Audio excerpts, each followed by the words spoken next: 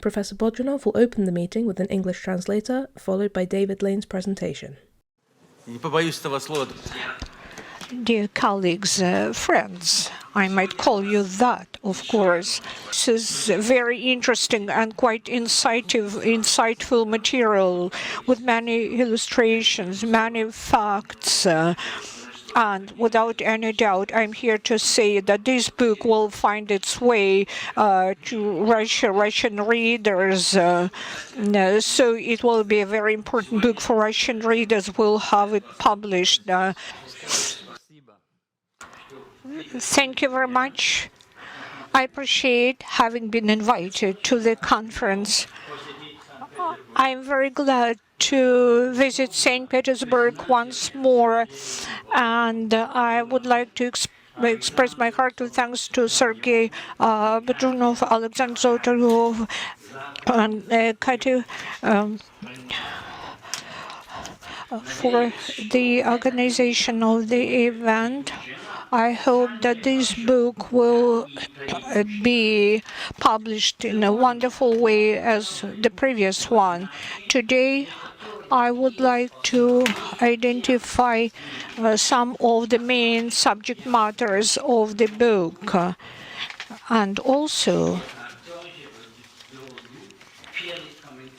I would like to express my would-be gratitude to the commenters who would speak about other aspects of this book.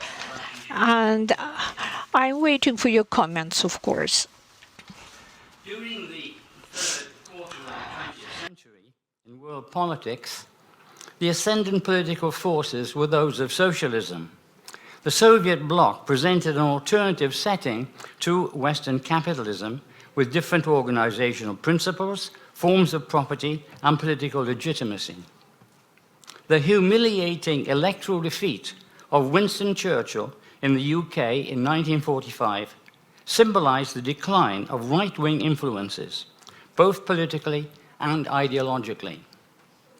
In Western Europe, capitalism remained, but conservative, liberal, and nationalist parties accepted the nationalization of major industries, high levels of taxation, state economic direction, and welfare redistributive policies. In Africa and Asia, anti-colonial movements, many with a socialist orientation, succeeded in decoupling from imperial political domination. Socialism in different forms had entered the public consciousness as a viable and desirable political objective. By the beginning of the 21st century, the political and ideological map had changed significantly. In Europe, by the 2020s, no credible social democratic government was in power. Communist parties have largely disappeared. The USSR no longer existed. China has adopted private ownership, market competition, full membership of the International Monetary Fund and World Trade Organization. The traditionalist socialist appeal of collective provision significantly has declined and has been replaced by possessive individualism. The former socialist parties, even when they regained political power, did not reverse, but continued and even furthered the neoliberal agenda. The leadership of social democracy, democratic parties in Europe, and the reform movements in the socialist states have welcomed neoliberal policies. What has the neoliberal movement, an insignificant economic clique in the 1960s, why has it become the major world authority in the 1980s? The explanation for its success must be something more than the construction of consent. It is true that national and transnational political, media, and economic elites have played a leading role in promoting neoliberal policies. They were physically imposed on countries such as Chile or enforced through the financial power of the International Monetary Fund and the rules of the World Trade Organization. But neoliberal policies were also widely adopted by elected as well as unelected governments as remedies for economic backwardness or decline. The rise of neoliberalism is not only a consequence of Western elite intellectual leadership and manipulation, it is also a reaction to the failure of statist policies and the result of major developments in the social composition of post-industrial societies.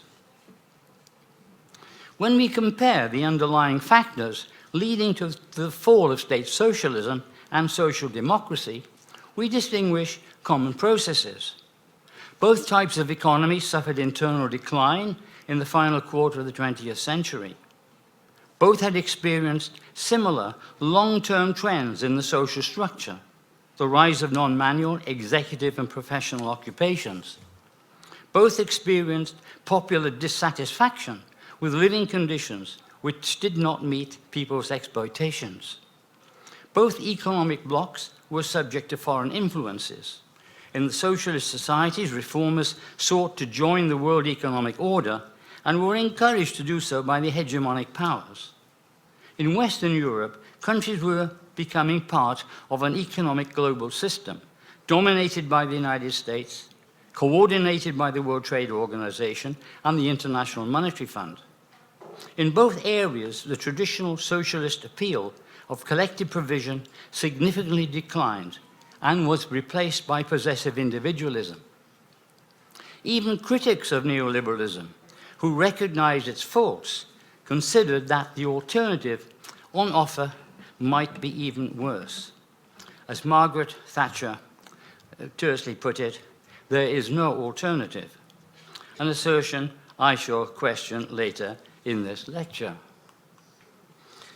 In my book, I outline the major features of neoliberalism, its advantages and faults, and why it should be replaced. I attempt to define spaces for alternative political and economic forms of advanced industrial society, including those proposed by Sergey Bodrunov, notably a shift to reindustrialization, a greater social solidarity predicated on statist forms of economic coordination. The paper contributes to the discussion by proposing a hybrid form of regulated market socialism, which might appeal to citizens in developed countries such as Russia, the United States, and Western Europe. Neoliberalism originated as an economic doctrine and has been developed to constitute a theory of society, having legal, psychological, economic, political components. It claims superiority as a theory of how modern societies should be organized and adopted on a global scale. I explain and critique neoliberalism based mainly on the writings of Friedrich von Hayek and Milton Friedman. 19th century liberal capitalism was an economic system driven by production for profit and coordinated by market relations and competition. The state maintained private property and enforced laws. Neoliberalism widens and deepens neoliberal capitalism. In its psychological components, neoliberalism is based on the fulfillment of personal self-interest. For Margaret Thatcher, quote, "Economics are the model. The object is to change the heart. People should be free," she argued, "from social constraints. Individual rights are foremost. Diversity and social mobility are promoted. The rule of law is fundamental to neoliberalism. Law safeguards the community's, quote, commonly held principles, which Hayek considers to be the promotion of individual freedom. It's important to note that law cannot be overruled by majority decision. Democracy is, and here I quote, a rule of procedure whose aim is to promote freedom. The state has a role not only to monitor, but also to subject its own procedures to open access and to competition. In economic liberalism is added a dimension of financialization, which entails the monetarization of social exchange relationships and extends the area of the economic market mechanism. The rise of financial institutions in the 20th century presents a new stage of capitalism. Also, there is a global normative component to neoliberalism. Economic progress should be enjoyed everywhere, and it is legitimate to promote freedom internationally. The international system, mediated by agreements between states, enforced through the global organizations, promotes free geographical movement of capital, labor, goods, and services. Global institutions enforce rules in support of free capitalist intercourse on a world scale. Political intervention in unfree states by liberal states is legitimate to secure freedom. Neoliberalism has commanded wide support and, as a normative theory, has been adopted by a diverse set of political parties to shape public policy. Given the widespread acceptance of neoliberal ways of doing things, why should we look for an alternative to neoliberal capitalism? Where is there a place, if any, for noonomy? What is wrong with global capitalism, and how can its faults be remedied? If we consider neoliberalism in terms of its own assumptions about economic life, there are considerable shortcomings. I would suggest that neoliberal capitalism has intrinsic faults as an economic theory, and we need to define what they are and how noonomy approach might resolve them. Firstly, there's the problem of methodological individualism. This is the assumption that economies are driven by fulfilling the economic priorities of individuals through market relationships. In neoliberal thinking, there is an absence of holistic knowledge, that is, considering the economy as a whole, only the sum of the perceptions of free individuals fulfilling their choices in the selection of goods and services. And here I quote, "There can be no collective consciousness superior to the aggregate of individual interests." That's von Mises. However, a concept of society implies that a rational calculation can be made to fulfill human needs on a collective basis. As Sergey Bodrunov has pointed out, economies are entering an era when this would be practically possible. Indeed, the premise of all modern governments is that they can act for the community. Secondly, is the unjustifiable and growing unequal levels of wealth and income constituted by narrow ownership of wealth. Such inequality drives market forces, distorting economic outcomes. Securing rights to private property is justified by von Mises and Hayek as a necessary condition for the development of capitalism. For its initial rise, they may have been correct.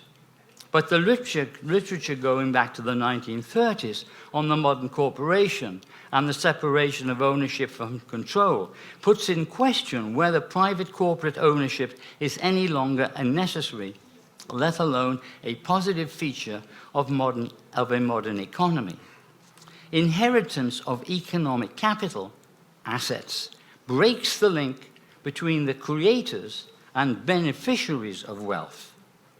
The uneven distribution of wealth and income leads to distortions in the use of economic resources, not in keeping with economic justice or social needs.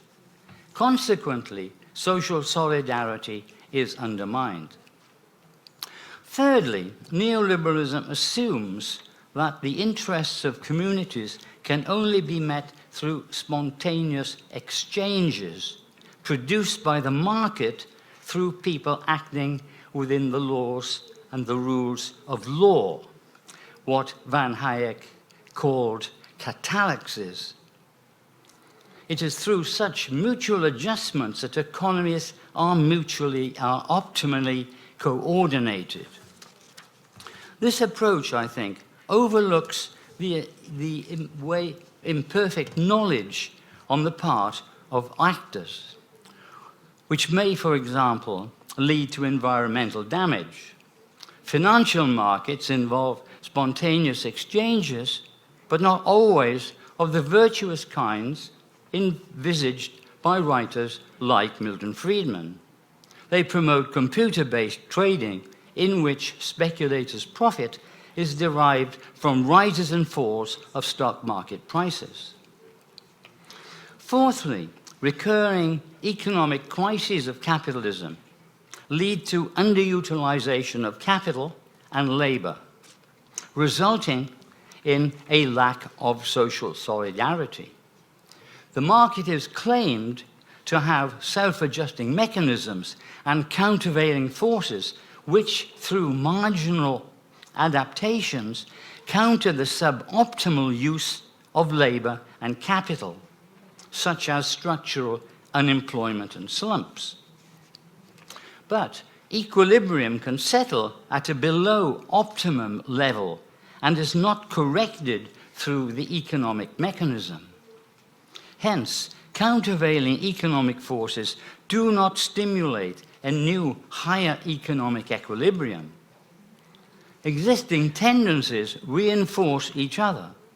Depressed economic areas do not stimulate reinvestment and growth, but cumulative decay, leading to massive disruptive migration.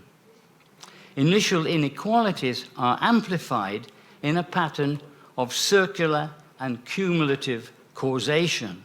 So as I see it, the idea of circular and cumulative causation is an alternative way of looking at things than possessive individualism. Consequently, the market fails and the state has to intervene to break the inertia. Fifthly and finally, although there are more criticism one could make of neoliberalism, the vision of a global neoliberal economy creating wealth and a democratic peace ignores the political and common economic hegemony of the dominant states. Democratic peace pertains between the neoliberal-led states of the core, but not between them and the rising non-democratic states. Existing inequalities between the politically hegemonic states at the core of the world system, particularly the United States and the United Kingdom, are exacerbated by the propensity of neoliberal economies to territorial enlargement. Consequently, challenges arise from, and even war breaks out with the rising semi-core states. Many of these features existed before or are independent of neoliberalism and globalization, and it is important to distinguish between them. It is essential not to conflate all problems of the world and to attribute them to one single cause, that is neoliberalism. But neoliberalism constitutes a legitimating ideology of advanced capitalism and has had a profound influence in shaping not only capitalist societies, but also on the views of critics. Moreover, any credible alternative to neoliberalism must be able over time to resolve these problems. And it is here that Sergey Bodrunov's and Sergei Glaziev's approach becomes relevant, and I draw considerably from their arguments. Noonomy in general refutes the spontaneous and individualistic approach of neoliberalism. My proposal is to move forward to find spaces in the current economic structures through a hybrid type of society. What then are the alternatives to global neoliberal capitalism? While aspects of neoliberalism have influenced and even been absorbed into critical approaches, I can identify 8 major economic and political options. These are not mutually exclusive categories, but more or less coherent ways of thinking about the ways in which alternative economies might be structured and coordinated. And here I outline these approaches very briefly, and in the book I discuss them in much more detail, and I spend more time on my own particular view.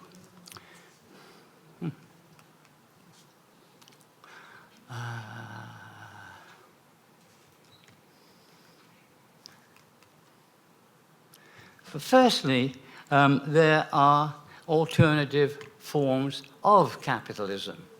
And the first is the social democratic cooperative approach. This is simply coordination based on a coalition of stakeholders, socialist parties, trade unions, businesses pursuing profits, and government, which is the chief coordinating body. Secondly, there is state capitalism, and this I define in terms of state ownership and control of economic assets coordinated by planning, realizing surplus for the benefit of a state bureaucracy. This is not state capitalism in a general sense of the state having political power. The second alternative is alternatives to capitalism. Firstly, is the best known is state socialism, that is state ownership and direction of the economy organized on a comprehensive plan, putting into effect socialist objectives. Secondly is market socialism. This is a system of public ownership with maximum market competition and mutual collective and minimal collective coordination. Thirdly is fully automated communism. This is a system of a post-capitalist society predicated on automation and artificial intelligence, which form the technological basis of a society without scarcity and the need to work. The third form is what I call hybrids, and these are mixtures of capitalism and non-capitalist coordination. So in other words, these are mixed economies. Firstly, autonomous self-sustaining economies, that is to say, exchange networks of self-sufficient, self-governing economic and social actors operating within capitalism. So the idea here is to organize a different kind of economy in what many of these theorists call the cracks of capitalism. Secondly is state-controlled capitalism. And this is a politically led state institutions directing private and or quasi-state corporations operating for profit. So one has a mixture of capitalist control over essentially state control, political control over essentially a capitalist system. Thirdly and finally are regulated market socialism.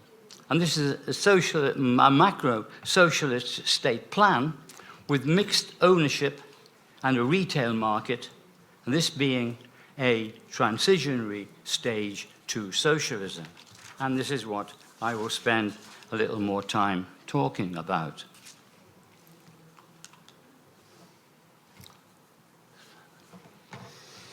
The problem to be addressed is how to transcend contemporary global neoliberalism in the advanced capitalist countries, such as the United States and the United Kingdom. I'm not really concerned here with rising countries of the global south. I'm looking to see how one can transcend capitalism. The aim is to initiate policies which will abolish the class exploitation of labor, improve human well-being, avoid economic disruption, prevent political sabotage, and minimize social conflict. So regulated market socialism is proposed as an economic system offering the advantages of a planned economy and the retention of consumer choice and individual entrepreneurship in the market sector. And here I follow the idea proposed by Bodrunov of a, quote, synthesis of planning and market regulation. I propose two existing systems of economic coordination. Planning is exercised at the level of states, while markets and networks promote individual achievement and satisfy consumption at the micro level. It revises market socialism by limiting markets, competition, and strengthening the level of state planning. The rise of computerization and artificial intelligence has made planning at the state level much more efficient and effective. Reindustrialization based on high-tech development and a rising gross domestic product should be, as Sergey Bodrunov suggests, at the very heart of the economic development model. A social state is envisaged as a post-capitalist socialist political and moral order without losing the satisfaction of a pluralist consumer society. Economic surplus made available from public ownership plus tax revenues is allocated through a state plan. Socialist planning is revisited in the context of computerization. The justification for public ownership is that it can perform more efficiently and effectively than private ownership. It is proposed for major economic corporations selected on the basis of economic failure or lacking in public responsibility. The private retail sector continues and functions through markets. The economic moral order of self-motivating individualism is retained, and the political order of democracy, competitive political parties, is extended to include participation in work institutions, that is to say, economic democracy. Socialist democracy, then, commands the high moral ground. And as I pointed out in a lecture I made more recently to this association, the objective is to capture the hearts and minds of the people. Any alternative has to have an ideological appeal. Life must appear more fulfilling and satisfying than at present. So in this case, consumer society continues. Socialism develops in a democratic society with a competitive political system. What influences my conclusion is the need to avoid the adverse consequences of 20th century socialist revolutions, which have occurred in Russia and in China. In the transitional period, it is crucial to prevent civil war, to avoid economic discord, and positively to improve economic welfare.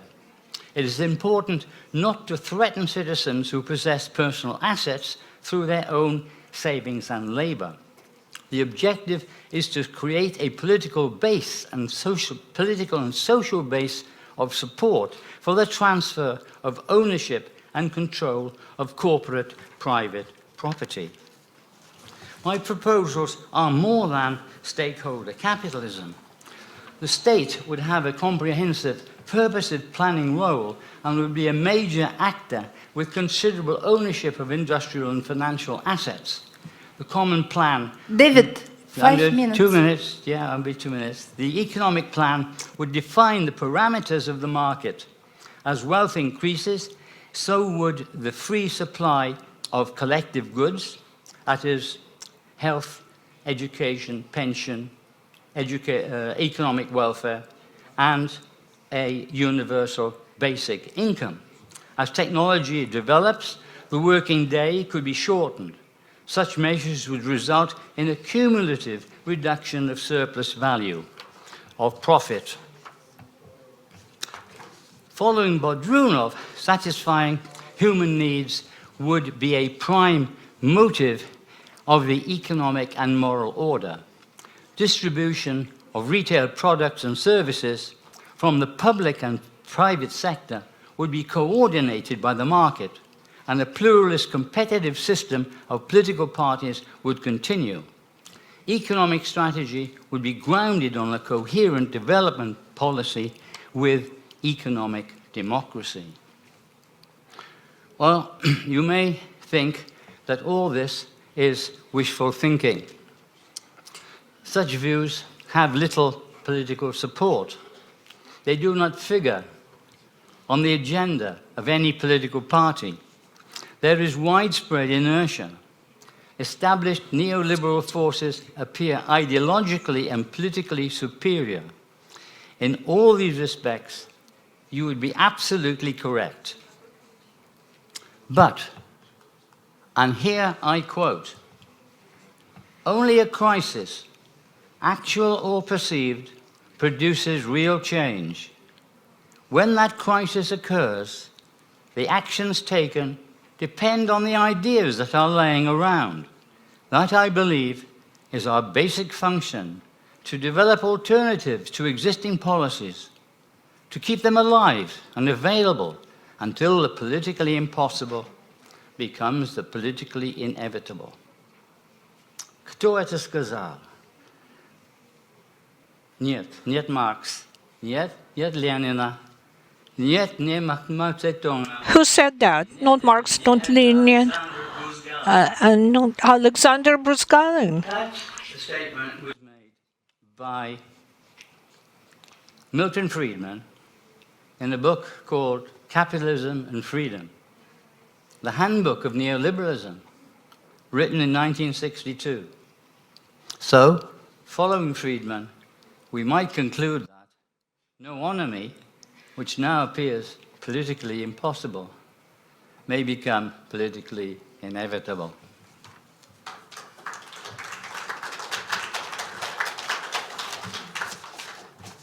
Спасибо. Спасибо за вашу книгу. Thank you for your book, for your presentation.